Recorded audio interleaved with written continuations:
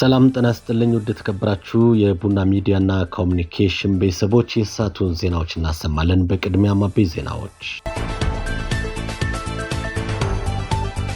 በኢትዮጵያ በሁሉም መስኮች እየተከናወኑ የሚገኙ ውጤታማ ስራዎች ብልጽግናን በአጭር ጊዜ ማረጋገጥ የሚያስችሉ መሆናቸው ተገለጸ።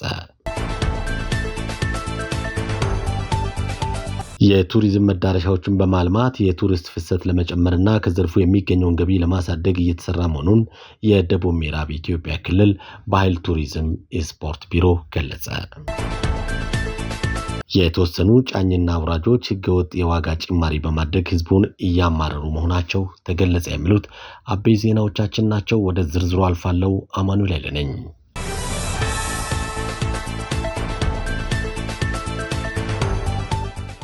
በኢትዮጵያ በሁሉም መስኮች እየተከናወኑ የሚገኙ ውጤታማ ስራዎች ብልጽግናን በአጭር ጊዜ ማረጋገጥ የሚያስችሉ መሆናቸውን የሴቶችና ማህበራዊ ጉዳይ ሚኒስትር ዶክተር ኤርጎጌ ተስፋዬ ገለጹ። የብልጽግና ፓርቲ የ2018 ዓመታዊ የከፍተኛ አመራሩ ስልጠና የአመራር አባላቱን አቅም የሚገነቡ ርዕሰ ጉዳዮች ላይ ሰሞኑን በአዳማ ከተማ ስልጠና እየሰጠ መሆኑ ይታወቃል። የፓርቲው ከፍተኛ አመራሮች ስልጠና በአገሪቱ መሰረታዊ ኢኮኖሚያዊ ዘርፎች በግብርና፣ በቱሪዝም፣ በኢንዱስትሪ እና በከተማ ልማት ዘርፎች ላይ ያተኮረ እንደነበረም ተገልጿል። ከፍተኛ አመራሮችም ከስልጠናው በተጓዳኝ በኦሮሚያ ክልል ምስራቅ ሸዋ ዞን እየተከናወኑ ያሉ የልማት ስራዎችን ጎብኝተዋል።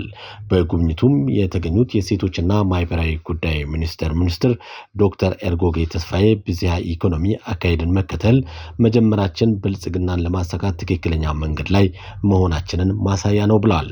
ይህም የሚፈለገውን ብልጽግና በአጭር ጊዜ ለማረጋገጥ እንደሚጠቅም ገልጸው በግብርናና በሌሎች ዘርፎች እየተሰሩ የሚገኙ ስራዎች ውጤታማ መሆናቸውን ጠቁመዋል። የጤና ሚኒስትር ዴኤታ ዶክተር ደረጀ ዱጉማ በበኩላቸው እንደ ሀገር ትኩረት በተደረጉባቸው ጉዳዮች ዙሪያ ውይይት መካሄዱን ተናግረዋል። በዚህም በገጠር ትራንስፎርሜሽን፣ ኢንዱስትሪያላይዜሽን፣ የቱሪዝም እምቅ አቅም ከከተማ ልማት ጋር በተያያዙ ብሎም በሌሎች ሀገራዊ ጉዳዮች ዙሪያ መወያየታቸውንም ገልጿል። በዛሬው ዕለት በምስራቅ ሸዋ ዞን ቦራ ወረዳ የተደረገው የልማት ስራዎች ጉብኝት መሬት ላይ ተጨባጭ የሆኑ ስራዎች እየተሰሩ ለመሆኑ ትልቅ ማሳያ ነው ማለታቸውን ኢዜአ ዘግበዋል።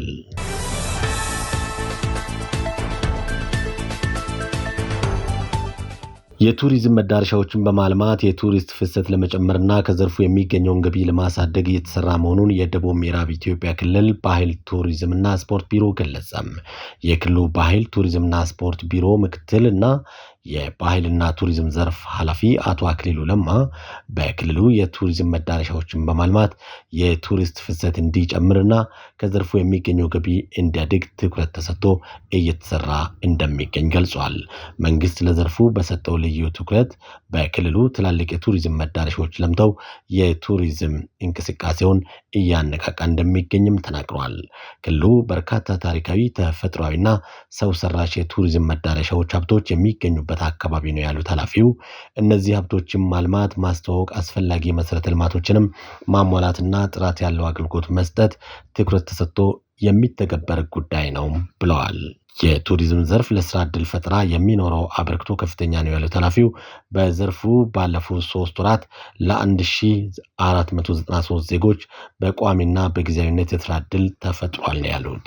በበጀት ዓመቱ ባለፉት 3 ወራት የቱሪስት ፍሰት እንዲጨምርና ገቢ እንዲገኝ ጨበራ ጩርጩራ ብሔራዊ ፓርክ፣ ኦሲቃ ፍልውሃ፣ የሱሪ ማህበረሰብ ቱሪዝም እንዲሁም በክልሉ የተከበሩ የተለያዩ ክብረ በዓላት ትልቅ ድርሻ እንዳላቸውም ተገልጿል። ዘገባው የክልሉ መንግስት ኮሙኒኬሽን ጉዳዮች ቢሮ ነው።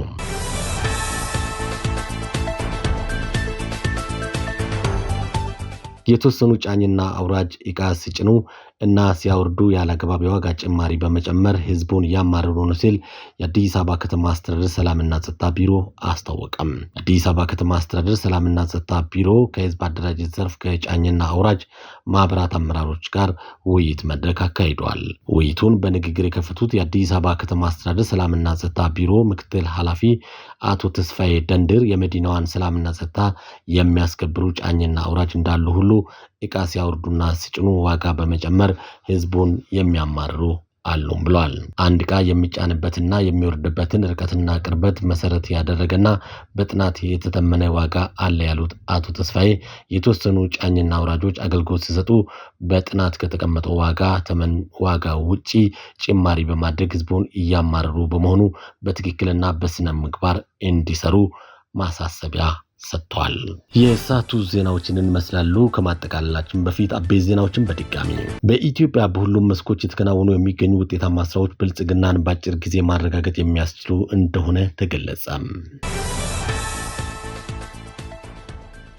የቱሪዝም መዳረሻዎችን በማልማት የቱሪስት ፍሰት ለመጨመርና ከዘርፉ የሚገኘውን ገቢ ለማሳደግ እየተሰራ መሆኑን የደቡብ ምዕራብ ኢትዮጵያ ክልል ባህል ቱሪዝምና ስፖርት ቢሮ ገለጸ።